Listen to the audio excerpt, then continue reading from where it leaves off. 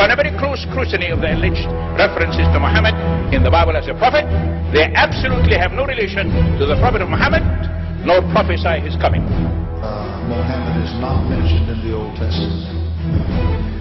Muhammad is not mentioned anywhere from Genesis to Revelation. Muhammad is God's true messenger. That's a joke.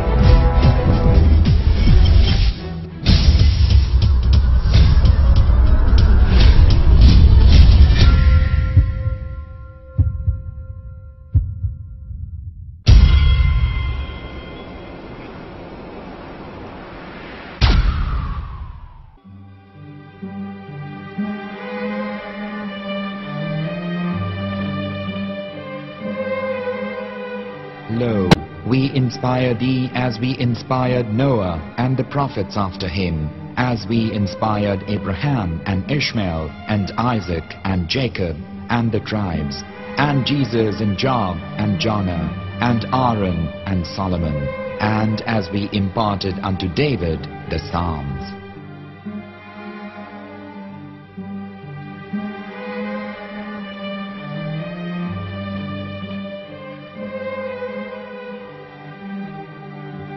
The verse we've just heard is from chapter 4 of the Quran. In the verse, God is affirming to humanity that Muhammad is indeed the recipient of a divine guidance, just as Noah, Abraham, and the rest of the prophets.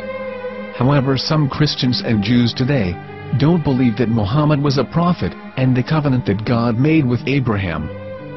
And since the Quran is not their book of authority, in this video I'm going to show you that the book you're holding in your hands contains the name off the seal of prophethood, the Prophet Muhammad.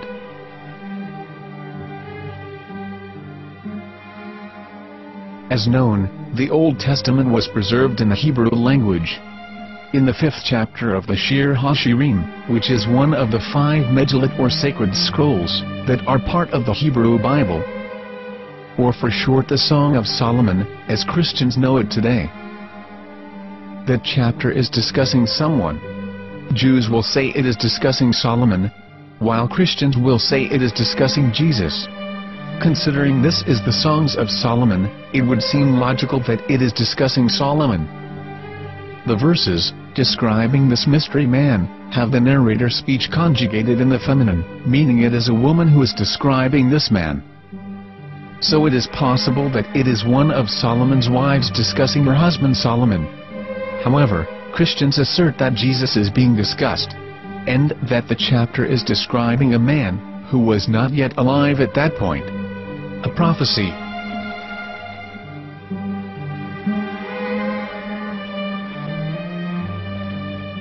In reading the English translation of Song of Songs 5:16, it finishes the description by saying, "He is altogether lovely," but what most people don't know is that the name of that man was given in the original megilot.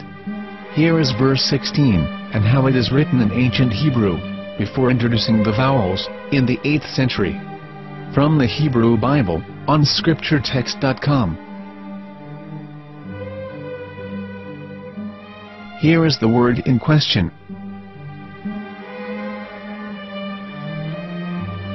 This word is made of 4 letters. Mem, Het, Mem, Dalet. Now when reading the word as it is written in its original form, with no vowels, it can be read as Muhammad, which is the name of the Muslim prophet, or as Mamad with no A after the H. According to Ben Yehuda's Hebrew English Dictionary, it is correctly pronounced as Muhammad, not Mamad. So how we're going to know for sure if it's pronounced as Muhammad, the Muslim prophet, or as Mamad, a random Hebrew word? The only way is to give the verse to a rabbi and say to him, "Please read." Here is the Song of Songs 5:16, and how it is read by a rabbi from a Hebrew Jewish site. Please notice, the im in Hebrew is a plural of respect. Hiko mamtakim vechullo mahamadim ze dodi vezer'i benot Yerushalayim. Hiko mamtakim וכולו מחמד, מחמד, מחמד, מחמד, מחמד, מחמדים. זה דודי וזרעי בנות ירושלים.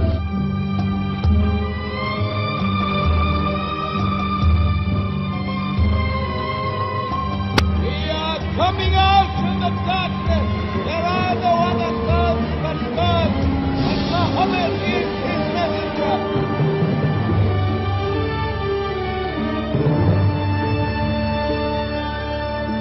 Let the world hear. חיכו ממתקים וכולו מחמדים. זה דודי וזרעי בנות ירושלים. חיכו ממתקים וכולו מחמד, מחמד, מחמד, מחמד, מחמד, מחמדים. זה דודי וזרעי בנות ירושלים.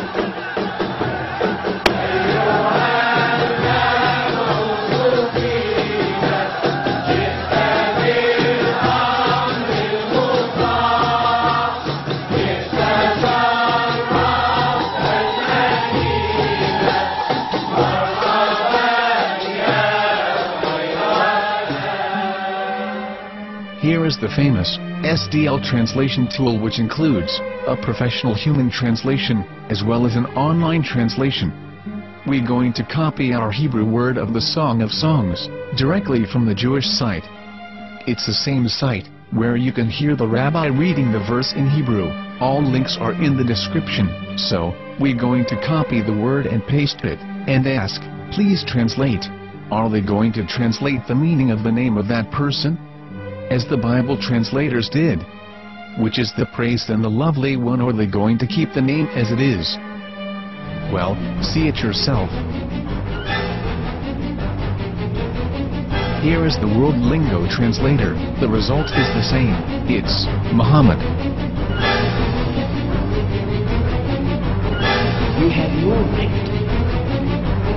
You have no right to translate names of people. Anybody.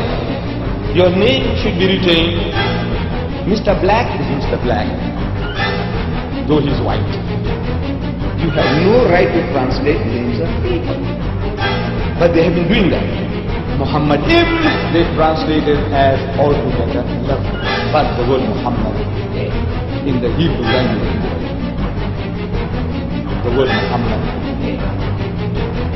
in the Hebrew language.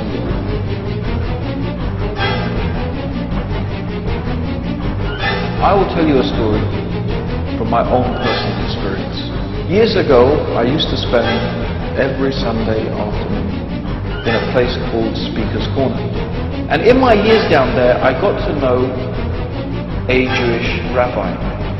He was a very nice man. He used to listen to me, and he was always very polite and talked about Islam in a very nice way.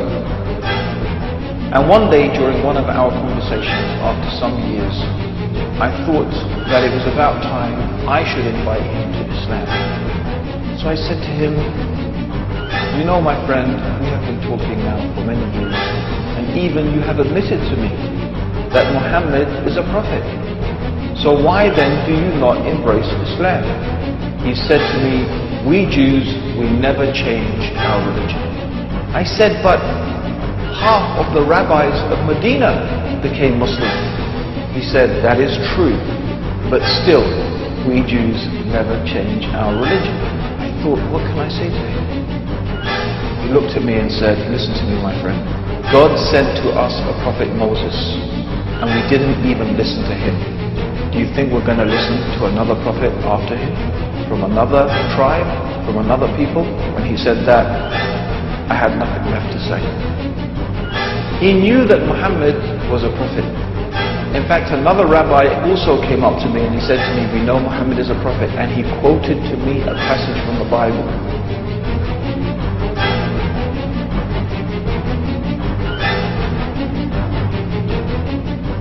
You and your f***ing Jesus, you kiss